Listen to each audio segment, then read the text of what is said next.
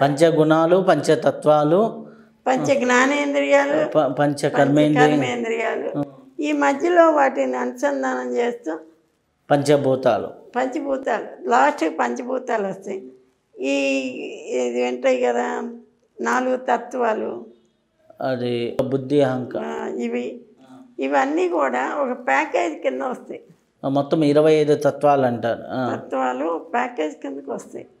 ఆ ప్యాకేజ్ కిందకి వచ్చేటప్పుడు అదేంటంటే ఈ ప్రాణాన్ని 5 భూతాలు వరుసగా ఇన్ఫ్లుయెన్స్ చేస్తాయి.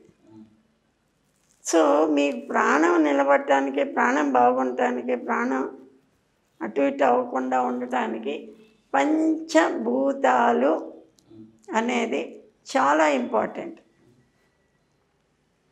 మీరు ఫస్ట్ చూడాల్సింది తత్వాన్ని. వాత పిత్త కఫాలు ఉంటాయి, 3 తత్వాలు ఉండి ఆ తత్వాలు మళ్ళీ 5 తత్వాలుగా మారుతాయి. వాటర్ తత్వం, ఎర్త్ తత్వం, ఇది అగ్నితత్వం, వాయుతత్వం, ఆకాశతత్వం అనేది తత్వాల కింద డివైడ్ అవుతుంది. ఆ తత్వాలకు కూడా ఒక్కొక్క ఇది ఉంటుంది, గుణం ఉంటుంది. ఆ తత్వాలు గుణాన్ని పొందుతాయి. ఆ గుణాలు పొందిన తర్వాత దాని యాక్షన్ బట్టి మన శరీరం నడుస్తుంది. సో దాన్ని బట్టి మీరు ఏం చేయాలంటే ఈ పంచగుణాలు, తత్వాలు ఇంపార్టెంట్గా తీసుకోవాలి. గుణం అంటే ఏంటి? లైట్నెస్, వేడి, చలివి, దుఃఖం, కఠినం, ఇవన్నీ కూడా గుణాలు. ఆ గుణాలు అసలు పట్టించుకోవట్లేదు మనం, ఎక్కువ మర్చిపోయాం. కానీ జబ్బు వచ్చినప్పుడు పూర్వం ఈ ఆచార్యులు ఏమనేవాళ్ళు, ఏం గుణం వచ్చింది అనేవాళ్ళు, ఈ మందు గుణం ఇచ్చింది అనేవాళ్ళు. ఆ గుణము ఇంపార్టెంట్, తత్వం ఇంపార్టెంట్గా తీసుకుంటే మన ఆరోగ్యానికి తొందరగా రెమెడీస్ దొరుకుతాయి, తొందరగా సొల్యూషన్ దొరుకుతుంది.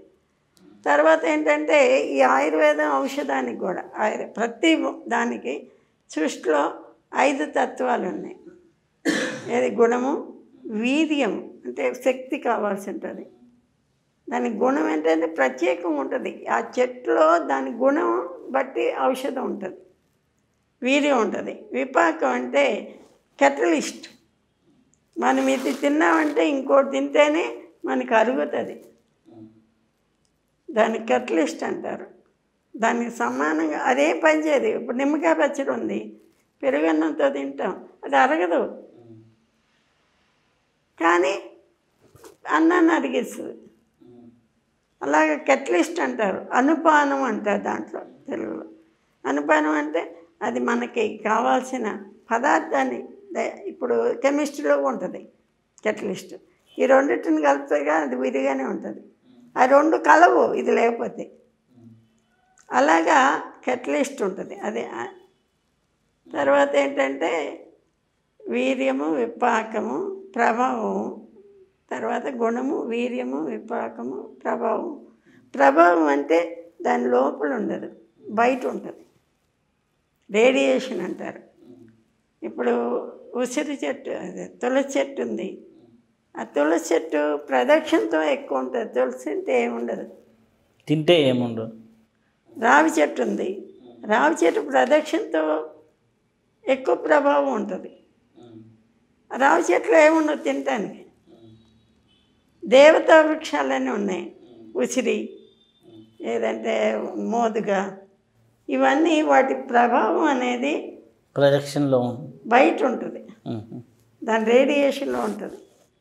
అందుకనే దాన్ని మన 14 తత్వాలు ఏవైతే మార్పులు ఉంటాయి కదా, సంస్కారాలు, ఆ సంస్కారాల్లో ఆ మొక్కలు పెట్టారు, ఇన్వాల్వ్ అయ్యి ఉన్నాయి అన్నమాట. ఎందుకంటే ప్రభావ శాస్త్రం మూలంగా అవన్నీ మర్చిపోయారు.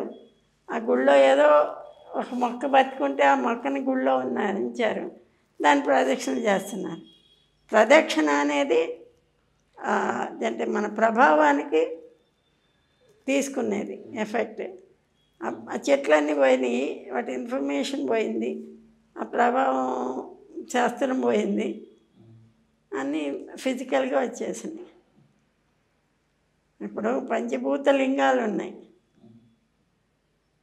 అన్నీ, అంటే అక్కడ కాళహస్తి, చిదంబరం, ఇంకా ఇలాగ 5 ఏకాంబరేశ్వరం, ఇలా ఆ చెట్టు మీదే అది ఉంటుంది. ఆ చెట్టు ప్రభావంతోనే అక్కడ వనం ఉంటే ఆ వనంలో ఈ చెట్టు అంటే ఉండిపోయింది. ఆ చెట్టు ప్రభావం వల్ల దేవుడు వెలిసాడు. అలాగే ఆ చెట్టు ఏంటి, దాని ప్రభావం ఏంటి కూడా మనం ఎక్కువ కలుపుకున్నప్పుడు ప్రభావాన్ని ఎక్కువ ఇన్ఫ్లుయెన్స్ చేసేది ప్రదక్షిణ. ఆవుకు ప్రదక్షిణ చేస్తాం, ఆత్మ ప్రదక్షిణ చేస్తాం, చుట్టూ దేవుడి చుట్టూ ప్రదక్షిణ చేస్తాం, గుడి చుట్టూ ప్రదక్షిణ చేస్తాం. ప్రదక్షిణ అనేది ప్రభావానికి మూలమైన 5 ఎలిమెంట్లో ఒక ఎలిమెంట్ అన్నమాట.